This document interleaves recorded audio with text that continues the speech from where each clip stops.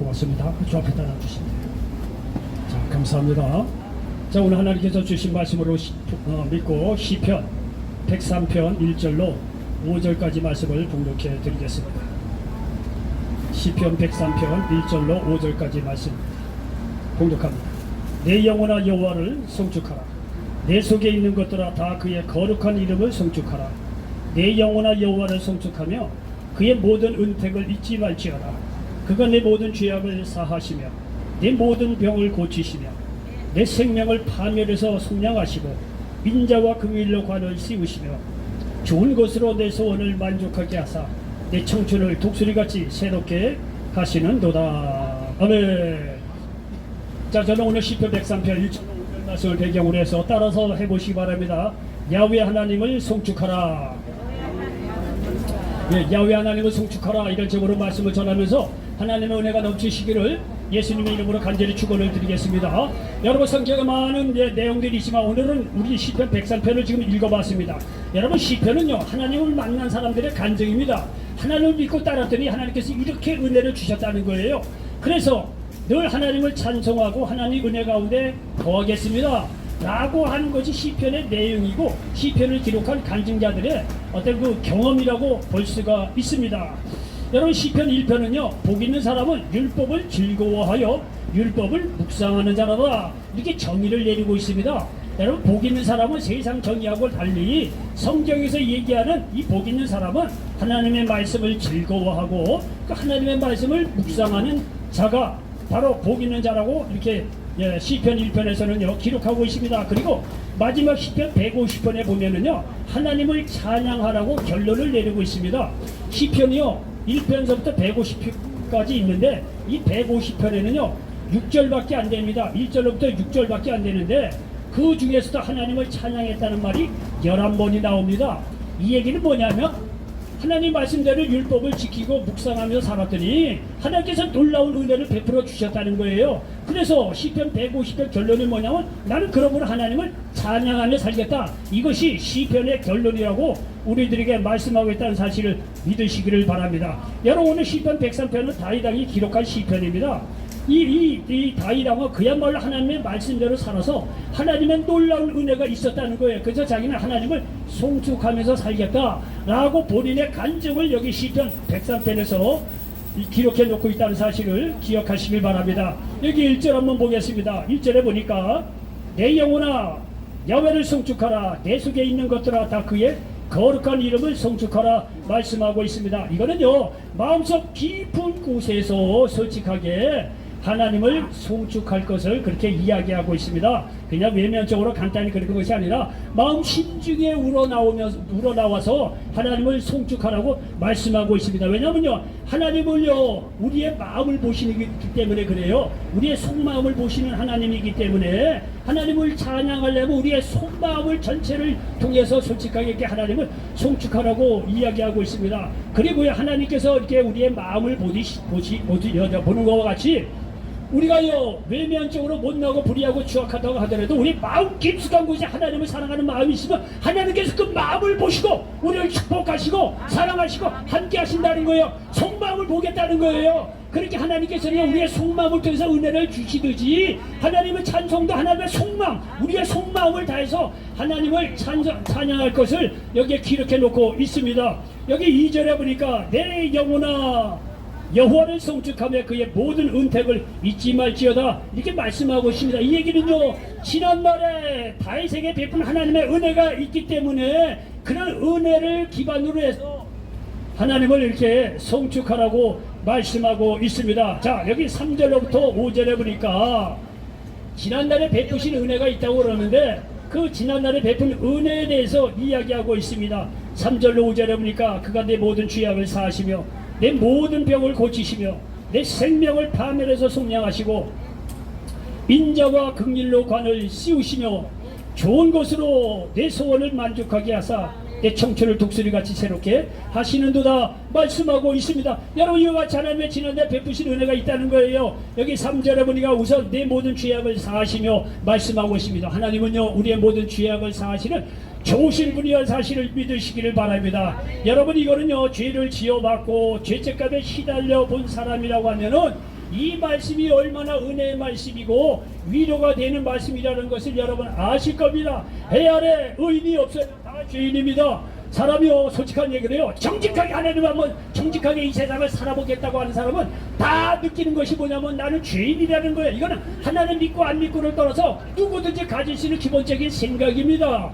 이런 이 죄책감으로 말미암아 사람들이 얼마나 마음에 말이죠 힘들게 살아가는지 모릅니다. 그런데 여러분요, 이런 모든 죄를 하나님 앞에 얘기하면 어떤 죄악도 용서해 주신다는 거는요, 이거는 은혜 위에 은혜입니다.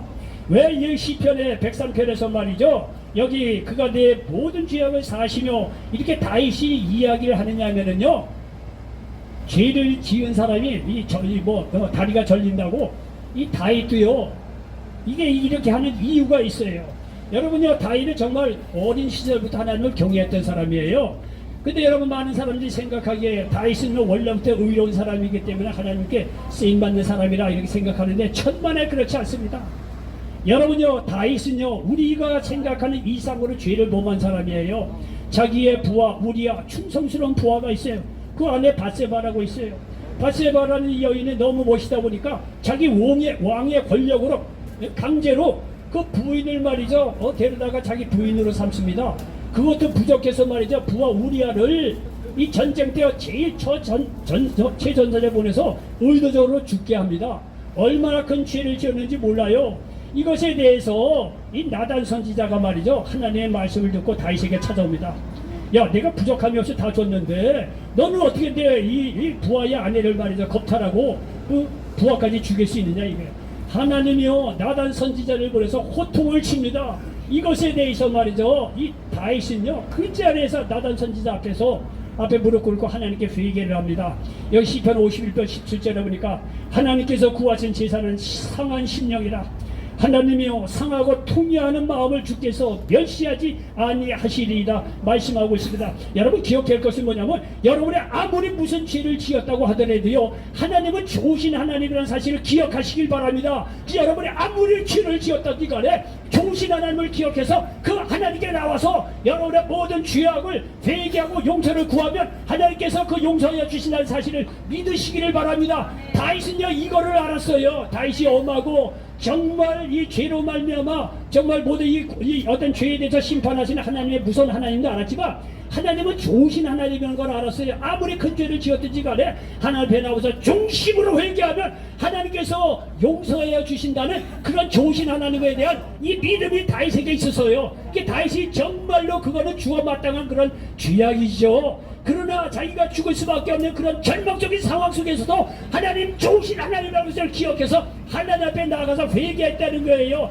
이 다윗은요 한번 기도하면요 회개 기도 한번 할 때 정말로 눈물로 자기 요를 적실 정도로 그렇게 기도하는 회개 기도하는 타입이 그 다윗의 기도 타입이에요. 이것에 대해서 시편 6편 6절에 보니까 내가 탄식함으로 피곤하여 밤마다 눈물로 내 침상을 띄우며 내 요를 적시나이다 말씀하고 있습니다. 보십시오.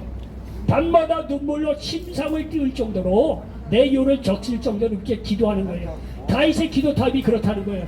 그러니 하나님께서 나단 선지자를 보내서 너 죽일 놈이라고 말이죠, 나쁜 놈이라고 이렇게 이야기했을 때 여러분요 이 다윗은 그 절망적인 상황 속에서도 좋으신 하나님을 기억하는 거예요. 딱 무릎 꿇고 기도하는 거 보세요. 여러분요 우리도 아이들 길러서 알잖아요. 아버지에게 잘못했잖아요. 회초리를 딱 듭니다. 그러면요 어떤 놈은요 회초리 들자마자 도망가는 놈이 있어. 그리고 어떤 놈은요 끝까지 내맞는 놈이 있어. 그리고 어떤 놈은 뭐냐면 회초리 들잖아요. 그러면 아버지 품속에 딱 끼어들어서 아버지 잘못했습니다, 용서해 주세요. 그런 아들을 어떻게 때려요? 다음부터 그러면 안 되지. 예, 알겠습니다. 이거를 모르고 말이죠 끝까지 맞는 아들 있어. 그건 빙신이야, 바보야. 그리고 도망가는 놈, 그거는 더 병신이야. 그건 아버지가 쫓아가다 잡아다가 더 때려. 여러분이 아무리 절망적인 상황이 있고 내 죄가 있다고 하더라도 좋으신 하나님을 기억하시기 바랍니다. 여러분 아무리 잘못이 크고 죄가 많다고 하더라도 좋으신 하나님을 기억해서 그 하나님께 나와서 여러분을 회개할 수 있는 저와 여러분 되시길 바랍니다. 그럴 때는요 하나님께서 우리의 눈물의 회개 기도를 들으시고 응답하여 주신다는 사실을 믿으시기 바랍니다. 이 다윗은요 하나님께 잘 쓰임받을 수 있는 것은 그 사람의 의로움이 아닙니다. 회개를 잘했기 때문에 이 다윗은 하나님께 쓰임받았다는 사실을 믿으시기 바랍니다. 여러분, 예수님은요 우리의 죄를 용서하기 위해 오신 분이에요. 누구든지 예수님 앞에 나와 하나님 없이 죄악을 일삼던 과거를 회개할 때 용서하여 주신다는 사실을 믿으시길 바랍니다. 요한일서 1장 9절에 보니까 만일 우리가 우리 죄를 자백하면 그는 미쁘시고 의로우사 우리 죄를 사하시며 우리를 모든 불의에서 깨끗하게 하실 것이요 말씀하고 있습니다. 여러분이 어떤 소년이 아버지 안 계실 때 아버지 안주머니에서 돈을 슬쩍 했어.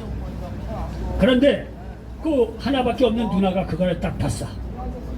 이 누나가 말이죠, 남동생이 아버지 주머니에서 돈을 슬쩍 하는 걸 보고 나서 그 다음서부터는 말이죠, 이 동생을 이제 노예처럼 부리는 거야. 너 청소하려면 청소하고 누나 신부를 뭐 하려면 해오고 할 수밖에 없어. 왜? 들켰거든. 죄악을 저지르면 들켰거든. 안 되면 말이죠, 아버지한테 그걸 잃으면 자기 박살나는 거든. 그 소년이 두려워가지고 그냥 꼼짝을 못해. 누나가 하라는 말대로 다 하는 거야. 이래면 이래고 저래면 저래고 완전히 누나 이제 종이 돼가지고요 절절매고 사는 거야. 그래서 그렇게 말이죠 몇 달을 다 지내놓고 보니까 이 동생이 생각하고 이건 아닌 것 같아. 그러니까 내 평생을 이렇게 살 수 없다는 거야. 그래갖고 어느 날마다 날 잡아갖고 말이죠, 아버지가 술 먹고 기분이 좋을 때 딱 가서 얘기를 한 거야. 아버지, 내가 사실 이만 해서 아버지 주머니에 가서 돈 얼마 훔쳐서 썼습니다. 이렇게 아들이 말해 솔직하게 얘기한 거예요. 그러니까요 아버지가 그 얘기를 듣고 껄껄 웃으면서 그러냐, 내가 그 뭐 별거 아닌데 너는 이렇게 죄를 회개하니 이거 아주 잘했구나, 고맙구나, 내가 해주마. 여러분요, 애가 아버지에게 돈을 훔쳐봐야 얼마나 훔치겠어요? 생각해 보시겠어요? 애가 아버지에게 죄를 지어봐야 얼마나 그 하겠어요? 이 애가 말이죠, 그 수준에는 그게 큰 돈이고 뭐 두렵지요. 근데 말이야 아버지에게 다 얘기를 하고 용서를 받았죠. 그 다음서부터 누나는 그런 사람을 모르는 거야. 그리고 너 일로 와 하는 순간 말이죠, 이 동생이 말이야 떳떳하게 왜 그래? 너 이거 이제 안 해. 아버지한테 이럴 거야. 일로 봐. 내 아버지한테 내 잘못한 거 다 얘기하고 용서 받았어. 나 이제 자유로운 거야. 나한테 이래라 저래라 하지 마. 그러니까 이 누나가 말이죠 딱 그 얘기를 듣는 순간 아버지에게 가서 용서를 비했더니 뭐 이제 약점이 없잖아요. 그리고 나서는요 또 남동생은요 자유함을 얻었다는 사실을 기억하시길 바랍니다. 여러분요, 죄는요 사람을 마귀의 자녀로 삼아서 그의 노예로 만들어 버려요. 그리고 마귀는요 죽음의 이르기까지 불에 먹다가 결국 지옥으로 끌고 가는 것입니다.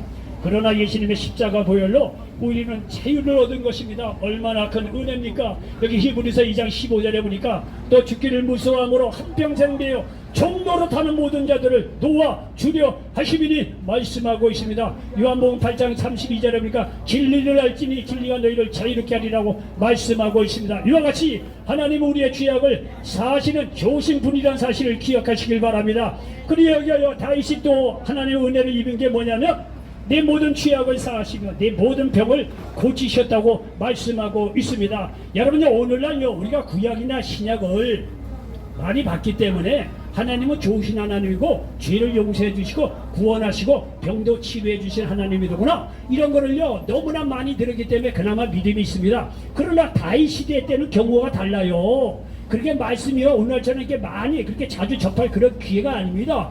그런데도 불구하고 이 다윗은요 하나님은요 병을 고치시는 하나님이라는 것을 알았어요. 그러니 오늘날 우리는요 치료하는 하나님에 대한 근거를 성경에 구약 신약에 얼마나 많이 갖고 있어요. 기도하시면 우리의 병도 치료받을 수 있는 사실을 믿으시기 바랍니다. 다윗 당시에도 그렇게 말씀이 많이 없는 상황 속에서도 병을 고치시는 하나님을 믿고 병 고침을 받았다고 경험하고 있다는 사실을 기억하시길 바랍니다. 다윗은 이스라엘 역사를 통해서 하나님이 치유의 하나님인 것을 알았어요. 그리고 자신도 병으로 고통당할 때 하나님께서 치유하신 경험이 있었을 겁니다. 그렇기 때문에 이런 이야기를 하는 거예요.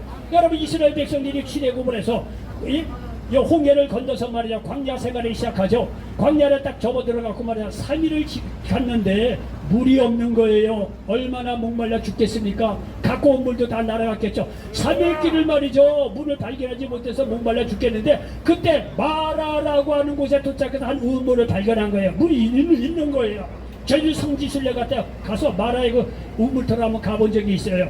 거기 가보니까 물이 있었는데, 그러니까 얼마나 반가워요. 물을 먹었겠죠. 근데 물이 써가지고 말이죠, 먹을 물이 못 되는 거예요. 이게 모세가 간절히 기도하자 하나님께서 말이죠, 한 나무를 지시해서 그 나무를 물에 던지라는 거예요. 그대로 순종을 했어요. 물을 던졌더니 그 물이 달게 되었다는 거예요. 그래서 거기에는 이스라엘 백성들이 다 물을 먹을 수 있었다고 성경은 말씀하고 있습니다. 이런 경험을 배경에서 바탕으로 해서 하나님은요, 출애굽기 15장 26절에서 나는 너희를 치료하는 야의 이민하고 스스로를 밝히신 것입니다.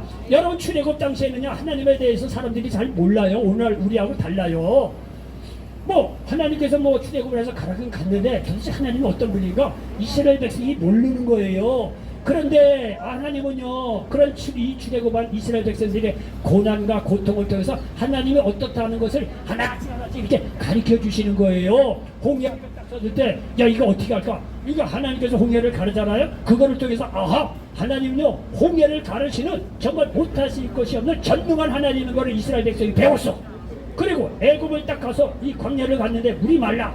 그 보니까 말이죠, 없는 거지, 마라에 이 쓴 물을 단물로 바뀌어주는 쓴 인생인 우리도 하나님을 만나면 아주 달디단 인생으로 바뀌어주시는 그런 하나님을 거기서 또 발견을 한 거예요. 제가 이렇게 얘기하는 것은 뭐냐면요, 이거를 잘 기억해서 하나님에 대한 이 지식을 풍부히 가지시라 이거예요. 이렇게 하나님은요, 출애굽기 15장 26절에서 나는 치료하는 하나님이야, 이렇게 이스라엘 민족에게 조금씩 하나님에 대해서 가르쳐주고 있다는 거예요. 여러분 기억하시기 바랍니다. 이런 하나님에 대한 지식을 갖고 여러분도 병으로 고통당할 때 기도하시라 이거예요. 구약에 많은 사람도 치료받았는데, 오늘 신약시대 구약 신약에 치료하는 역사가 얼마나 많은데, 너무나 많은 지식을 갖고 있는데, 사전 정보를 갖고 있는데, 그 정보를 믿고 하나님 말씀을 근거로 해서 기도하면 어떤 병도 치료받을 수 있다는 사실을 믿으시기 바랍니다. 여러분, 히스기야가 병들어 죽게 되었을 때 하나님 앞에 간절히 기도합니다. 하나님, 내가 그래도 좀 부족하지만 하나님의 율법대로 살려고 애를 썼다는 거 기억하셔서 내 병을 좀 낫게 해달라고 간절히 기도합니다. 그러니까 말이죠, 그때 이사야 선지자가 와서 히스기야에게 너 병이 들려서 앞으로 오래 살지 못한다, 정리하라, 이런 얘기를 한 거예요. 그러니까 그 이사야의 얘기를 듣고 말이죠, 간절히 기도합니다. 그러니까 이사야가요, 궁궐에 나가기도 전에 하나님께서 응답하십니다. 그 이사야가 다시 들어가서 히스기야 왕에게 얘기하라, 내 생명이 15년을 더 연장시켜 주겠다고. 그 병으로 말미암아 고통당했지만 히스기야가 간절히 기도하다 15년의 생명을 연장시켜 주셨다는 사실을 믿으시기를 바랍니다. 여러분들, 예수님도 공생의 3분의 2 이상이 다 병 치료하는 역사예요. 왜? 그 당시는요, 병든 사람이 너무나 많았다는 거예요. 원래 가난하면 병도 많은 법이에요. 그 당시 이스라엘 민족이 얼마나 가난했게요. 병이 많은 거예요. 그 현실적으로 병든 사람이 많으니까 현실적으로 공생의 많은 시간을 병 고치는데 할애할 수밖에 없어요. 공생의 3분의 2 이상이 마테마가 누가 요한복음은요, 그 내용이 다 3분의 2가 병치료의 사역입니다. 그리고 우리의 죄악을 위해 십자가에서 못 박혀 돌아가실 때 채찍에 맞음으로 우리는 나음을 입었다고 베드로전서 2장 24절에서 말씀하고 있다는 사실을 믿으시길 바랍니다. 여러분, 병으로 고통당하는 자 믿음으로 기도하시기 바랍니다. 주님께서 반드시 치료해 주신다는 사실을 믿으시기를 바랍니다. 다윗은요, 이렇게 자신을 치유하신 하나님의 의뢰를 기억해서 시편 103편 3절에서 내 모든 병을 고치시며라고 기록하고 있는 것입니다. 여러분, 이 말씀에 근거해서 오늘도 예수님의 이름으로 기도하면 여러분의 어떤 병도 치료받는다는 사실을 믿으시기를 바랍니다. 여기에 다윗이 계속해서 기록하기를 4절에 보니까 내 생명을 파멸해서 속량하시고 인자와 긍휼로 관을 씌우시며 말씀하고 있습니다. 여러분요, 다윗은요, 우리가 생각하기에 모든 것이 다 순탄하고 평생을 행복하게 산 것 같지만은요, 왕이니까 절대 그렇지 않습니다. 다윗은 전쟁을 통해서 자기 이름을 알렸고, 자기 말년에도 전쟁 때문에 고생을 겪었던 인물이 이 다윗이에요. 다윗은요, 한때 사울왕에게 쫓겨 생명의 위협을 받은 적이 있어요. 그래서 이스라엘 전 진영으로 도망다닙니다. 그때마다 사울왕이 쫓아다닙니다. 나중에는요, 원수 나라인 블레셋까지 도망가기까지 합니다. 그리고 인생 말년에는 자기의 셋째 아들인 압살롬의 반역을 받습니다. 압살롬이 스스로 왕이 된 거예요. 그러니까 예루살렘 성에 있던 이 다윗이 걸어만 날 살려라고 도망을 간 거예요. 도망을 갔는데, 자, 하나님 은혜 가운데 결국은 전쟁을 정리하고 예루살렘으로 돌아옵니다. 그런데 그 이면에는 하나님의 역사심이 있습니다. 잘 들어보시기 바랍니다.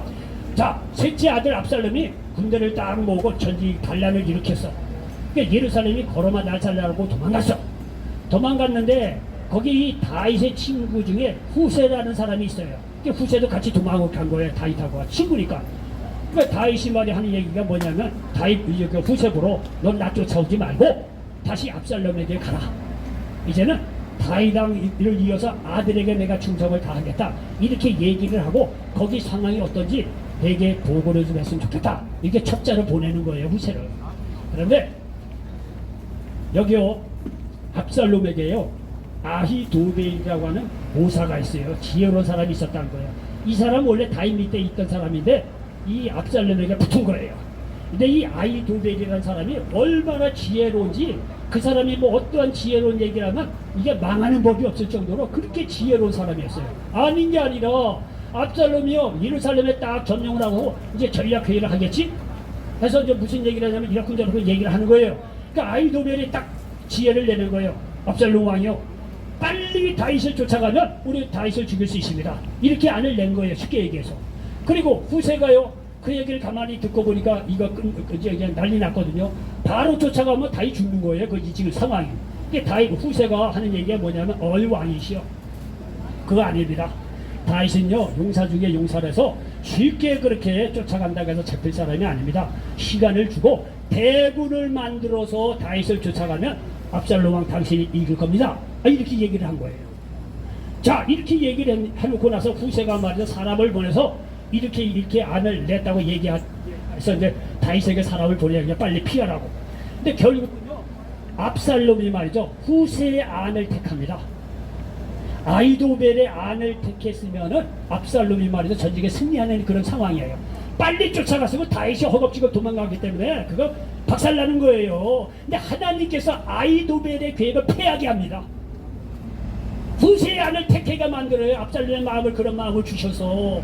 근데 시간을 다윗이 벌었을 거 아니에요. 시간을 벌어서 도망가서 이제 자기의 사람들 군대를 모아가지고 시간이 좀 있으니까 그래서 나중에 전쟁을 승리를 한 거예요. 여러분 보십시오. 여기 다윗이 한 게 아무것도 없어요. 하나님이 아히도벨의 기막힌 이 계획을요 패하게 만든 거예요. 압살롬으로 하여금. 그리고 후세의 안을 택하게 만든 거예요. 결국은요 다윗이 나중에 시간을 두고요 대군을 모아서 전쟁에 승리합니다. 보십시오. 다윗이 한 게 아니에요. 하나님이 후세 이 아히도벨의 그런 안을 패할 수 있도록 압살롬의 마음을 주장한 거예요.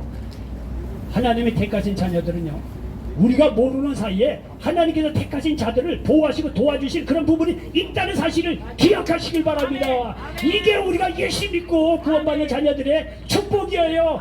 우리가 아무리 노력을 하고 뭐 해도 이게 세상이 어렵다고 하더라도 우리가 예수님의 이름으로 기도하고 하나님을 의지할 때 내 능력밖에 못하니 나도 모르는 사이에 나를 보호하시고 지도하시고 인도하시고 축복하시는 좋으신 하나님을 기억하시길 바랍니다. 그래서 이런 걸 바탕으로 해서 생명을 파멸해서 속량하시고 인자와 긍휼로 관을 씌우셨다고 말씀하고 있다는 사실을 기억하시기 바랍니다. 이런 경험이 있기 때문에 다윗은 시편 23편 4절로 5절에서 이렇게 말하고 있습니다. 내가 사막의 음침한 골짜기로 다닐지라도 해를 두려워하지 않을 것은 주께서 나와 함께 하심이라. 주의 지팡이와 막대기가 나를 안위하시나이다. 주께서 내 원수의 목전에서 내게 상을 차려주시고 기름을 내 머리에 부으셨으니 내 잔이 넘치나이다 말씀하고 있습니다. 여러분 시편을 보면 말이죠 책상 앞에 시 쓰듯이 그냥 뭐 정신적으로 뭐 쓴 시 같죠. 어떻게 갑자기 생각해도 절대 그렇지 않습니다. 다 경험을 한 거 바탕으로 해서 쓰는 시예요. 그러니까 사망의 음침한을 이게 달릴지라도 해를 입지 않는다. 이게 시적인 문구가 아니에요. 단순히 하나님을 찬양하는 그런 게 아니에요. 실제적으로 사망의 음침한 골짜기를 달린 경험이 있다는 거예요. 다윗은 그 하나님께서 그렇게 도와줬기 때문에 여기서 이렇게 간증을 하고 있는 거예요. 내가 사망의 음침한 골짜기로 달릴지라도 해를 두려워하지 않는다는 거예요. 왜? 하나님께서 나와 함께 하시기 때문에. 그의 지팡이와 막대기가 나를 안위하기 때문에 원수의 목전에서 심지어 상을 차려주실 정도로 실제적으로 하나님은 자기를 도우셨다는 거예요. 이런 거를 바탕으로 해서 다윗은요 자신의 경험을 바탕으로 해서 내 생명을 파멸해서 성량하시고 인자와 긍휼로 관을 씌우셨다고 말씀하고 있다는 사실을 믿으시기 바랍니다. 하나님은 어제나 오늘의 영원토록 동일하십니다. 여러분 생각하시고 아이 다윗은 원래 우리하고 다른 사람이니까 그렇게 은혜를 베풀 천만의 건 여러분 생각이에요. 여러분이나 다윗이나 여러분이나 저나 똑같아요. 똑같이 여러분요 다윗처럼 말이죠 율법을 가까이 하시고 하나님을 의지하시기 바랍니다. 여러분이 아무리 처지형 견해 어렵더라도 여러분 병 치료해 주시고 사망의 음침한 골짜기로 건널지라도 여러분을 보호하신다는 사실을 기억하시길 바랍니다. 여러분 오늘날도 절망에 빠진 수많은 사람들이 예수를 만나 얼마나 큰 새로운 생명을 얻고 있는지 말로 다 알 수 없어요. 여러분요 요한복음 3장에 보면 니고데모 율법을 평생 지켰지만은 마음의 구원에 대한 확신이 없고 평안이 없어요. 반쪽에 예수님을 찾아가죠. 이때 예수님께서 말이야 너희 거듭나야 하나님 나라에 들어갈 수 있다고 이야기하면서 요한복음 3장 16절로 그 니고데모를 살립니다. 하나님께서 세상을 이처럼 사랑하사 독생자를 주셨는데 이는 저를 믿는 자보다 멸망하지 않고 영생을 얻게 하려 하십니다. 예수 그리스도를 믿을 때 영생을 얻을 수 있다는 말씀으로 확신을 주자 니고데모가 거기서 살아난 거예요. 여러분 그것뿐입니까? 사마리아 수가성 여인 요한복음 4장 남편 5번째 6번째 여인하고 삽니다. 그러니 그 인생이 얼마나 그렇겠습니까? 그러나 예수 그리스도를 만남으로 말미암아 예수님께서 주신 물을 말씀을 먹는 자마다 영생하도록 솟아나는 샘물이 된다고 하는 예수님의 말씀으로 말이죠 새로운 생명을 얻고 말이죠 절망에서 일어났다는 사실을 우리가 알 수가 있습니다. 요한복음 8장에 보면 말이죠 음란 중에 잡힌 여인이 나옵니다. 사람들이 다 돌로 죽이려고 하죠. 현장에 잡힌 여인을 보고 그럴 때 예수님께서 뭐라고 합니까? 그 돌을 들여서 음란 중에 잡힌 여인을 죽이려고 하는 사람들 보고 너희들 중에 죄 없는 자부터 돌로 치라는 거예요. 얼마나 지혜롭습니까? 너희들 중에 죄 없는 자부터 돌로 치라는 거예요. 죄 없는 자가 어디 있겠어요? 돌 하나하나 놓고 다 도망가죠. 마지막 예수님하고 그 연애하고 남죠. 나도 너를 정죄하지 않는다. 다시는 죄를 짓지 말라는 거예요.